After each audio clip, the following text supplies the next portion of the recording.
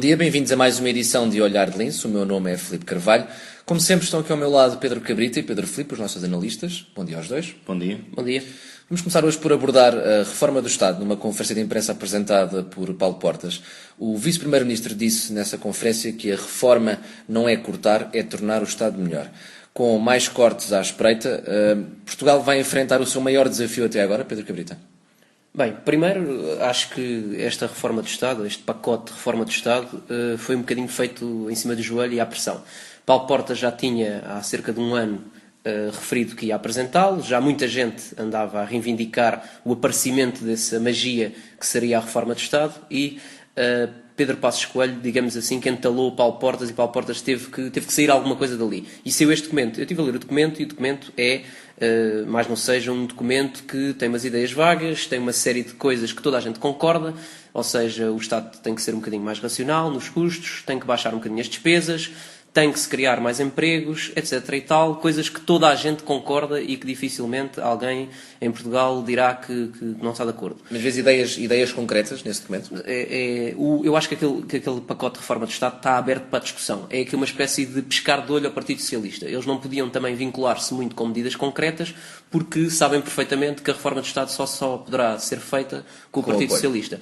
Engraçado que o Partido Socialista até agora não disse nada. Portanto, mais uma vez, o Partido Socialista, para além de não ter nenhuma iniciativa política, quando os partidos da coligação têm, eles também não têm qualquer tipo de reação. Ou seja, eu não percebo muito bem o que é que o Partido Socialista, qual é o papel do Partido Socialista aqui, porque o Partido Comunista ou o Bloco de Esquerda vieram publicamente dar a sua opinião. Contra, sempre, mas o Partido Socialista faz um ninho, ou seja, também deixa em aberto. Ou seja, o pacote de reforma do Estado está em aberto para o Partido Socialista dizer que sim ou que não, e o Partido Socialista também não diz que sim ou que não. Ou seja, ficamos na mesma. E Pedro Filipe, esta reforma é essencial agora, que estamos, como se costuma dizer, apertados com a Troika, ou, como o Pedro Cabrita disse, foi uma imposição de Pedro Passos Coelho a Paulo Portas? Não, esta reforma era essencial há um ano atrás. Pelo menos foi isto que nos vendeu há um ano atrás o nosso Primeiro-Ministro. Disse que esta era a principal prioridade dele, era a principal urgência, a necessidade máxima e ia tratar disto. E porquê que não há tanto tempo?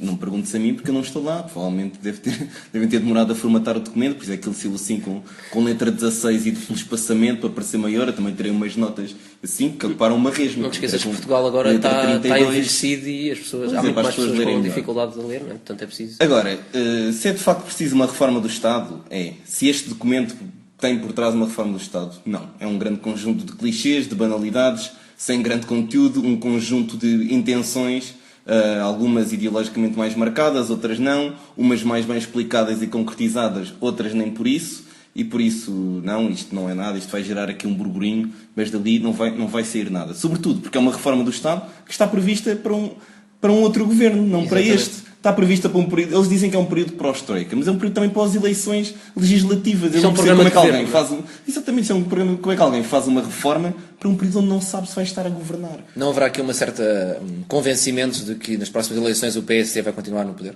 Não, eu acho que nem sequer há isso. Se houvesse esse convencimento, isto já tinha avançado mais tempo. O que há aqui é um total desleixo, uma total incapacidade para prever e para fazer o que quer que seja. Eu acho que isto foi para calar quem reivindicava o aparecimento deste documento. Sim, porque isto surge assim, ou seja, o Primeiro-Ministro vai à Assembleia da República, António José Seguro pergunta-lhe pela reforma do Estado já há tanto prometida, e ele diz, tem piada o senhor deputado ter perguntado isto porque vai ser já esta tarde apresentada. Não foi apresentada essa tarde, foi apresentada 2 dias depois. Esta coisa, como o Pedro disse bem, feita à pressão, em cima do joelho, devem ter dito a 2 ou 3 assessores, não saem agora deste escritório até sair daqui alguma coisa, façam-na parecer grande, por isso ponham uma letra. Ou então pagaram algum escritório de advogados, porque não sei se sabe que este ano o Governo bateu o recorde de investimentos em escritórios de advogados. Portanto... Sim, mas há de investir onde é preciso, não é? Mas diga uma coisa, onde é que o país vai sofrer mais com esta reforma do Estado?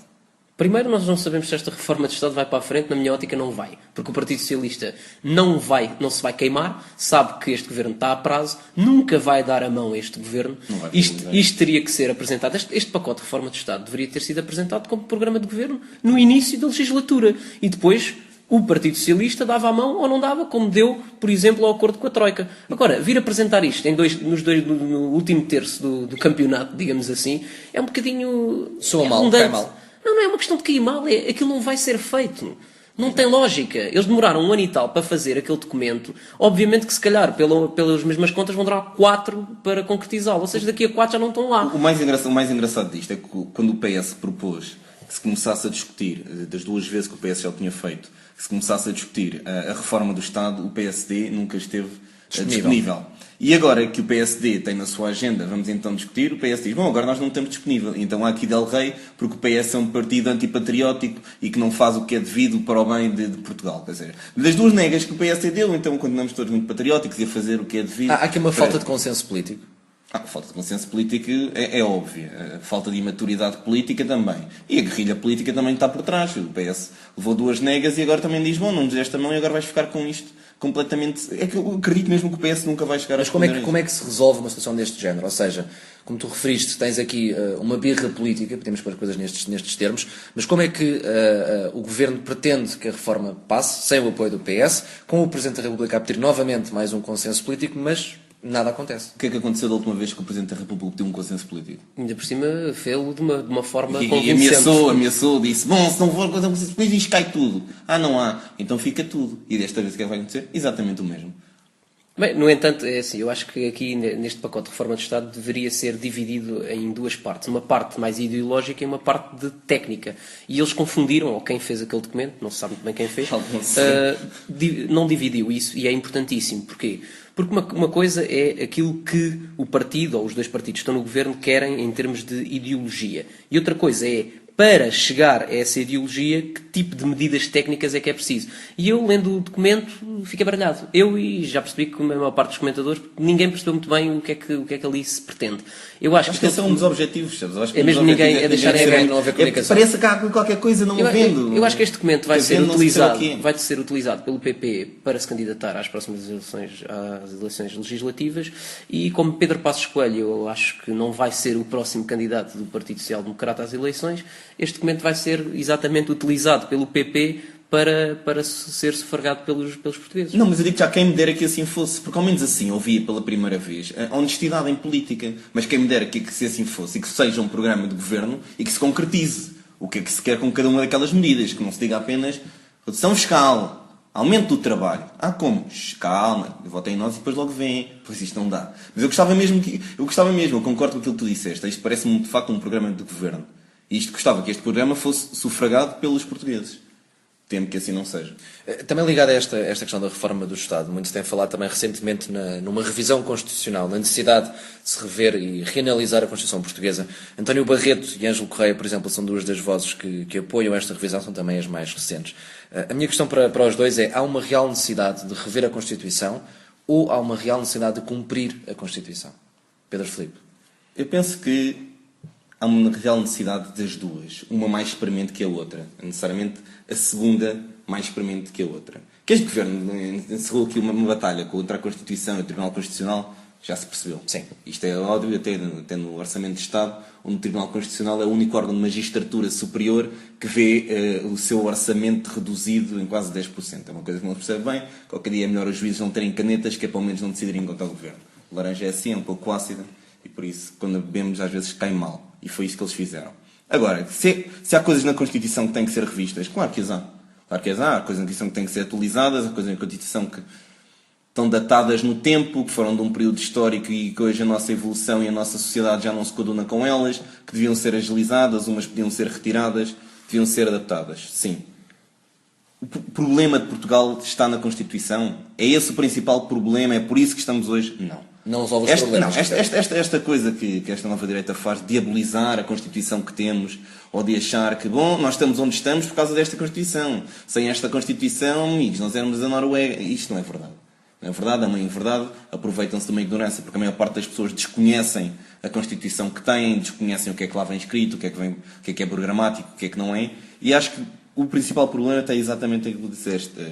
O pouco cumprimento de certas normas constitucionais. E como é que se faz cumprir a Constituição, Pedro Cabrita? Como é que se obriga os partidos ou o Governo a cumprir a Constituição, pelo menos não ter tantos problemas com o Tribunal Constitucional como tem tido? Bem, como se obriga é o Tribunal Constitucional, cada vez que é chamado à razão, tem chumbado as medidas que o Governo vem pôr em cima da mesa.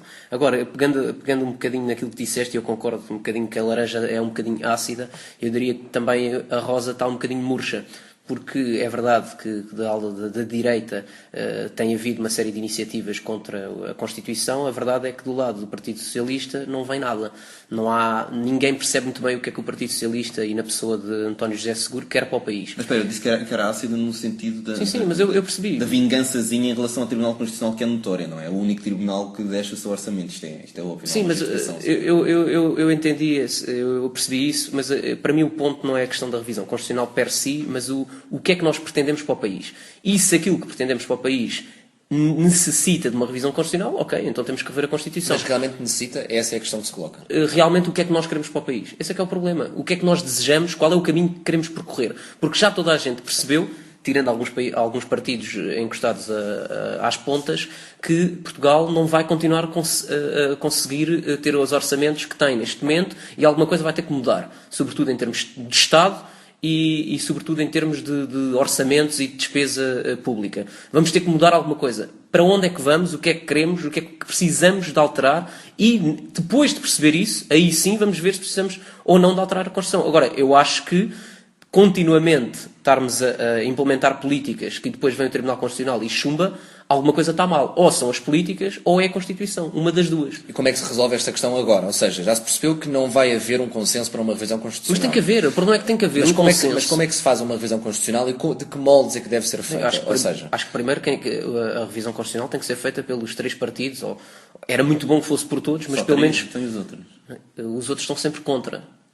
Nunca vi, ainda esta semana, Jerónimo de Sousa veio dizer que deixem a Constituição em paz. Eu não percebo esse respeito. Mas não é uma questão de uma grande parte do eleitorado. Mas porquê? Eu vou tentar mudar uma coisa contigo se tu não queres mudar? Isto acontece imensas vezes e muitas vezes nem sequer lhes é dada a palavra. Aconteceu, por exemplo, quando o Presidente da República chamou os partidos isso foi outra questão. E chama três. Não, são pessoas que votam naqueles partidos. Mas aqui não fazem parte da sociedade. Quem são estes 3 partidos, ou os votantes, ou os apoiantes, que aqui se dedicam para pôr os outros de fora? Tu estás a baralhar questões. Aqui o problema é o Partido Comunista não quer mexer na Constituição. Logo, eu não vou para o Partido Comunista propor uma revisão constitucional. Mas não querem. Mas não fará sentido, se houver uma revisão constitucional que afeta todos os portugueses, não fará sentido haver aqui quer se queira, quer não, mesmo o Partido Comunista não querendo, não deve haver aqui um consenso, um entendimento para perceber que mudanças é que querem ser feitas do outro lado. Ou seja, não querer saber é uma coisa diferente de eu não quero fazer parte. São coisas distintas. Mas isso para mim é utópico, porque se oficialmente há 2 partidos que não querem mudar nada na Constituição, tu vais propor e vais querer um consenso alargado de quem? Mas não fará sentido que eles estejam presentes também nessa mesmo, não querendo participar, mas que saibam o que é que se vai passar? Mas eu não estou a perceber. É necessário que eles estejam presentes quando eles não querem participar? Não consigo entender isso. Tal, eles não querem participar. O Filipe referiu, eles têm pessoas que votaram neles. Eles representam eleitorado nacional. Concordo plenamente, mas eles não querem mudar. Eles fazem parte das pessoas que não querem mudar. Portanto, para mudar, eles não podem pertencer a algo. Como não querem mudar, não é uma aquilo questão que a de maioria afastar. quer mudar, Desculpa, há um mínimo para se mudar a Constituição. Se esse mínimo estiver cumprido, qual é o problema? Tem que haver uma unanimidade? Alguém falou em unanimidade? Então, isso é uma coisa que tem que participar todos os que são eleitos. Acho que isto é uma questão de respeito pelo eleitorado, não é? Mas aqui ninguém está... nós agora fazemos aqui um bloquinho, aqueles não têm que entrar cá, os meninos jogam só, brincam só com eles, nós brincamos com eles. A pergunta que eu tenho é, se oficialmente o Partido Comunista não quer rever a Constituição, como é que tu queres incluir o Partido Comunista, por exemplo, num consenso para rever a Constituição? O tema tem que ser lançado para a Assembleia da República. Sim. E o Partido Comunista, tendo lugar na Assembleia da República, vai ter que discutir como os outros. É só esse o problema. Tudo bem. Okay. Não percebo esta coisa do clubinho privado, jogamos nós os 3. Privado. É preciso... Os três clubes do topo e os outros é preciso 2 terços. É preciso 2 terços para mudar a Constituição. Então pronto, esses 2 terços têm de estar cumpridos. Isto é a minha visão. Ok. Bom, e o programa vai seguir com o Minuto Livre da autoria do Filipe Carvalho. Eu hoje queria falar de um tema que tem preenchido as revistas e os jornais nacionais, que é o caso de Bárbara Guimarães e de Carrilho, o seu ainda marido. Este é um episódio mediático, poucas vezes isto acontece em Portugal, e quando acontece há sempre algumas questões que ficam no ar. A primeira, e que é aquela questão que é mais preponderante, é se estas devem ou não devem ser notícias. Na minha opinião, estas são questões que, apesar de tudo, devem ser notícia dos jornais, por algumas questões. A primeira é que estamos a falar de 2 figuras públicas bastante conhecidas, Tendo em conta que as duas aparecem constantemente na televisão e, portanto, a sua vida privada deixa de ser tão privada como se queria.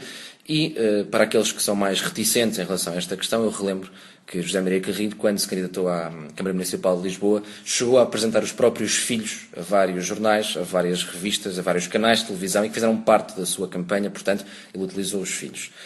Ainda, por fim, há ainda uma questão interessante também, que é vários jornalistas de vários jornais têm mostrado algum descontentamento com a análise deste caso, mas depois esquecem-se que a imprensa nacional de referência, até mesmo o Público, o DN, o Jornal I, até mesmo a Visão, fazem artigos deste caso, dão capas, dão manchetes ou fazem análises dos casos semelhantes. Portanto, estamos a falar de pessoas mediáticas com vidas expostas ao público e que, apesar de tudo, têm que ter o seu destaque.